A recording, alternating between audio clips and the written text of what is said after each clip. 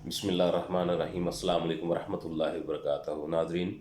میں محمد Mudassir YouTube channel پہ آپ کی خدمت میں حاضر ہوں۔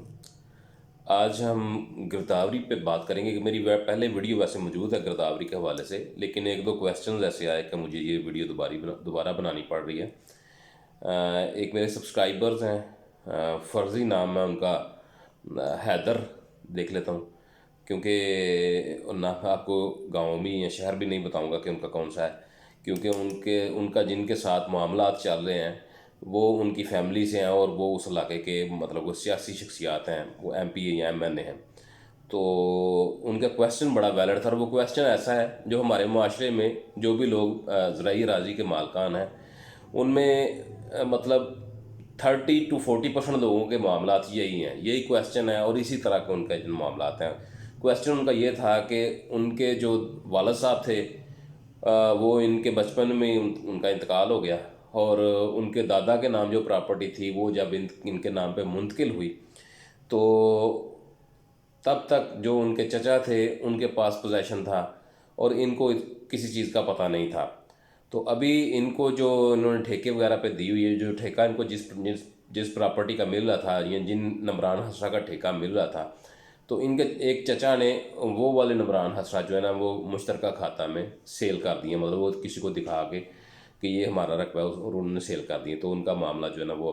تھوڑا سا اپسیٹ ہوا ہے۔ تو ان کے سوال کا جواب بھی دوں گا، پہلے میں تھوڑا سا گرداوری پہ بتا دوں آپ لوگوں کے۔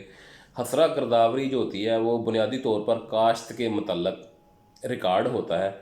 کہ اس زمین کو کون کاشت کر رہا ہے اور اس زمین پر قبضہ کس کا ہے۔ حسرہ گرداوری بنیادی طور پر اس چیز کو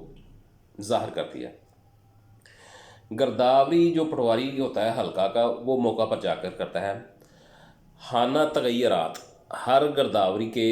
میں جو ہے نا وہ ایک خانہ ہوتا ہے، پہلے نمبر پہ اس پہ کھیوڑ لکھا ہوتا ہے، مطلب کہ نمبر حسرہ لکھا ہوتا ہے، کھیوڑ تو نہیں لکھی ہوتی ہے، پھر اس کھیوڑ میں جو مالک راضی ان کے نام لکھے ہوتے ہیں، پھر جو کاشت کر رہے ہیں ان کے لکھے ہوتے ہیں، آگے پھر دو خانے ہوتے ہیں جس میں ایک فصل حریف اور ایک فصل ربی کا ہوتا ہے، اس کے آگے کھانا ہوتا ہے جس میں کراس بنے ہوتے ہیں۔ آپ نے اکثر دیکھا ہوگا جو اس چیز کو جانتے ہیں گرداوری کی، جنہوں نے نقولات کبھی لی ہوں گی، تو ان نقولات پہ یہ جو خانہ ہوتا ہے اس میں کراس، ایک خانے میں کراس بنا ہوتا ہے، پینسل کے ساتھ نا بنایا جاتا ہے، تو اس کو خانہ تغیر کہتے ہیں۔ تو خانہ تغیرات کی موجودہ صورتحال کو ملاحظہ کرتا ہے پٹواری، اور موقع بھی ملاحظہ کرتا ہے۔ اور پٹواری حلقہ اگر تو وہ کاشت بدستور ہے، مطلب جو کاشت ریکارڈ میں ہے اور وہی کاشت اس فصل میں، چاہے وہ حریف کی گرداوری کر رہے ہیں یا ربی کی گرداوری کر رہا ہے، تو اس میں بھی وہ کاشت بدستور ہے، وہی بندہ کاشت کر جو اس کو پہلے کاشت کرتا تھا، تو وہ ایک فصل کی ربی کی ایک لائن لگا دیتا ہے، اور جب حریف کی کاشت ہو جاتی ہے پھر اس پہ دوسری لائن ایسے لگا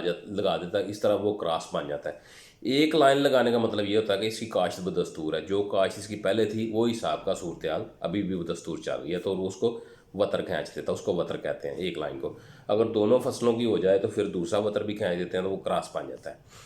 اور وہ اگر دونوں فصلوں کے ہو تو کراس اس چیز کو ظاہر کرتا ہے کہ جو ہے نا کاشت بدستور ہے۔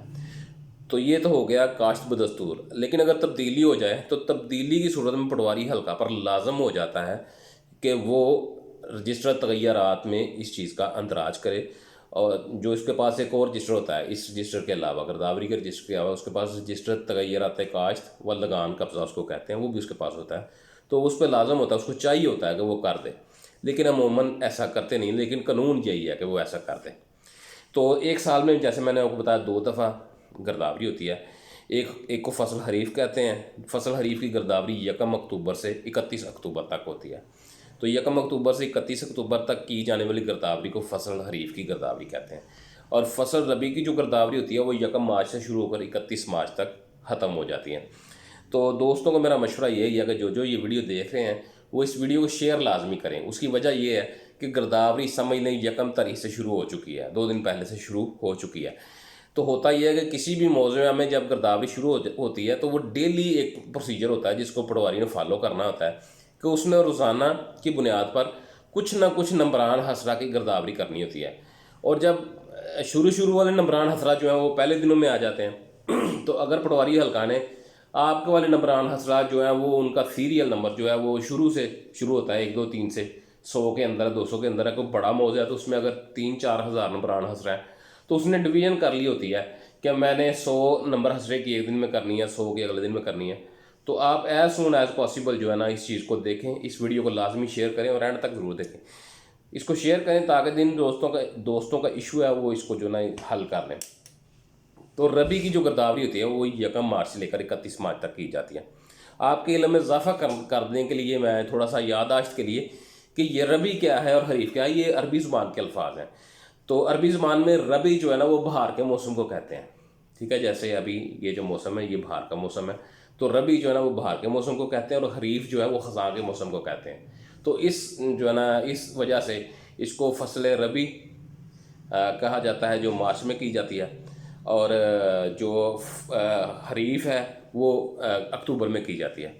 अच्छा, दूसरा वो भाई साहब का जो इशू है और उन्होंने मुझे बताया कि हमारे साथ ऐसा हो गया तो अब हम क्या करें। तो ये सवाल जो है ना ये बहुत सारे लोगों का है, ये इशू भी बहुत सारे लोगों का है। तो उसका हल ये है कि अगर वो समझते हैं कि मेरा इस तरह से मसला हल नहीं हो रहा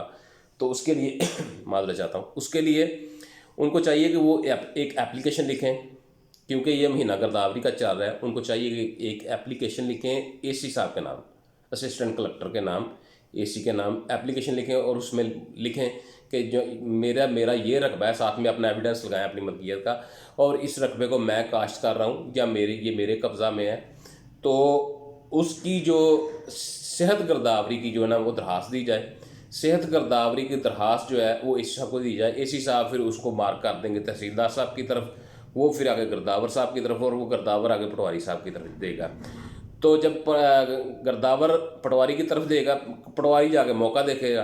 पटवारी जब जाके मौका देखेगा तो देखा जाएगा कि ये कौन काश्त कर रहा है। लेकिन अगर वहाँ पे तनाज़ा काश्त हो जाता है, तनाज़ा काश्त भी एक टर्म है जो गिरदावरी में यूज़ होती है, कि अगर वो देखता है कि यहाँ पे तनाज़ा काश्त हो गया, पटवारी अगर देखे तो फिर गवाहान को बुला लेगा। तो जो गवाहियाँ होंगी उसके मुताबिक फिर वो अपनी रिपोर्ट जो है ना एसी साहब के पास वो आपसी उसी तरह से गिरदावर साहब, तहसीलदार साहब और फिर एसी साहब के पास पहुँच जाएगी और फिर उसका डिसीजन हो जाएगा। लेकिन दूसरी पार्टी अगर समझती है कि मेरे साथ जाती है तो वो उसमें मतलब एसी साहब के पास अपील में भी जा सकते हैं। लेकिन तरीक़ाकार इसका यही है। तो मेरा ख्याल है आपको समझ आ गई होगी। तो इस बारे में कोई भी सवाल हो आप मुझसे पूछ सकते हैं। आप लोगों का बहुत शुक्रिया। चैनल को सब्सक्राइब करें, वीडियो को शेयर करें, लाइक करें। आपका बहुत शुक्रिया। अस्सलाम वालेकुम रहमतुल्लाहि व बरकातहू।